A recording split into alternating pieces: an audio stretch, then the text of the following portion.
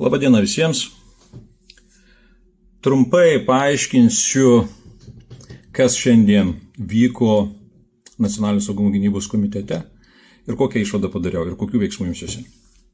Esmė ta, kad į mano siūlymą bent savaitę arba 2 savaitėm atidėti būtent šį įstatymų projektą svarstant Nacionalinio saugumo gynybos komitete, nes tikrai labai daug klausimų neišdiskutuotų, labai daug dokumentų negavę, kurių bent jau aš kaip išvadų rengėjas susiprašęs, nekalbant apie labai svarbius teisėkūrai sprendimus, kuriuos turėjo padaryti ir užprotokoluoti Krašto apsaugos ministerija, Aplinkos apsaugos ministerija.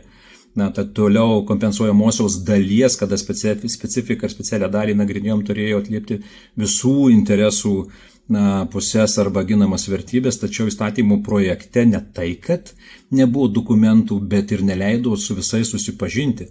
Suprask, mes turėjom pasitikėti žodžiu, ką sako Krašto apsaugos ministerija ir Aplinkos apsaugos ministerija, jie ką tarpusavį tenai sprendė, mums dabar yra prievolė priimti įstatymę, specialiajame įstatymę visas jų teiktas nuostatas.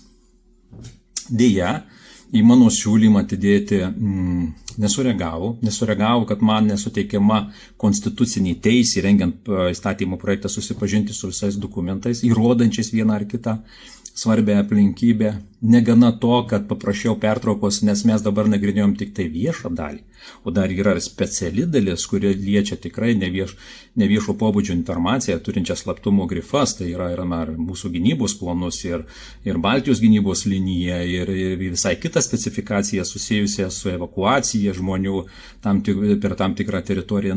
Iš tikrųjų daug aplinkybių ir daug dar klausimų, kurie tikrai turėjo būti apsvarstyti ir bent jau savaitę, tai tikrai galėjau suteikti. Bet mačiau, kad ne tik tai socialdemokratai, ar ne mūsų koalicijos partneriai, bet ir konservatoriai ir liberalai aklai palaikė absoliučiai viską, ką teikia Krašto apsaugos ministerija, mano siūlymus neatsiliepė, aš suprasdamas, kad be jokios abejonės jie bandys kelti tarp mūsų kažkokią tai neapykantos kibirkštį arba pykčių kibirkštį, bet jie nesuvokė vieno dalyko, kad dabar mes paprasčiausiai labai ramiai, bent jau aš asmeniškai, kreipsiuosi į mūsų partiją, partijos valdybą, vėliau į tarybą su visa informacija, kurioje pateiksiu ne tik tai šio įstatymų projektų viso rengimo proceso eigą, bet ir tuo pačiu apsvarstyti mūsų koalicinę sutartį, dėl kurios mes gynybos klausimais esam sutarę, kad tikrai visais klausimais ne tik, kad automatiškai viską priimsim, bet ir tarsim iš kiekvieno klausimų. Šis svarbus klausimas jau įstatymų rengimo pradžios metu iš vis nebuvo derintas su mūsų partijos atstovais. Gal mes ir maži, bet mes esam koalicijos partneriai ir norint palaikyti tokį įstatymų projektą, kuris liečia ir žmonės, ir gamtą, ir žemę, ir kitas vertybės, tai yra svarbios dalys, kurias privalome ginti. Mes kiekviena partija laikantis savo ideologijos turėjo būti apsvarstyti. Bet kadangi ne tik kaip Nacionalinio saugumo gynybos komiteto rengėjų nuomonės neklausė ir kaip koalicijos partnerių, tai partijos prašysiu, kad vis dėlto šauktų koalicinę tarybą ir mes būtent Kapčiamiesčio poligono rengimo įstatymų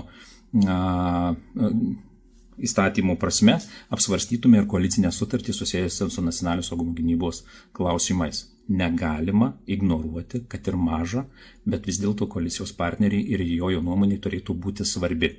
Todėl šiai dienai taip kaip įstatymų projektas rengiamas ir stumiamas buldozerius ne tik, kad negali būti toliau svarstomas ar ne Seime, bet jeigu ir bus teikiamas, tai tikrai siūlysiu ne tik, kad susilaikyti ir prašyti vėl pertraukos arba atidėti, bet jeigu bus stumiamas ir priėmimas, be abejonės, ir jeigu nesižvelgs į mūsų koalicijos tarybos metu išsakytom problemų, dar vis tiek bus buldozeris stumiamas, tada jam negalima pritarti, reikia balsuoti prieš. Nes negalima visuomenės, kariuomenės, nacionalinio saugumo klausimus priešinti tarpusavyje. Tai yra labai svarbus klausimas, kuris suprantamas Seime, ko gero visų politinių jėgų, bet nacionalinio saugumo dabarties strategija ir programa ir taip, kaip buvo paruoštas dabar būtent Kapčiamiesčio poligono įstatymo projektas, sako priešingai. mes kol kas nemokam tarpusavį ne tai, kad dirbti kartu, bet mes vien su kitu ieškom kažkokiu tai priežasčių, kad susipykti. Kad to nebūtų, reikia viską suderinti, sudėlioti į savo vietas ir tik tada nusiraminus priiminėti sprendimus. Tai va tokia trumpa mano refleksija po šiandien Nacionalinio saugumo gynybos komitetų posėdžių.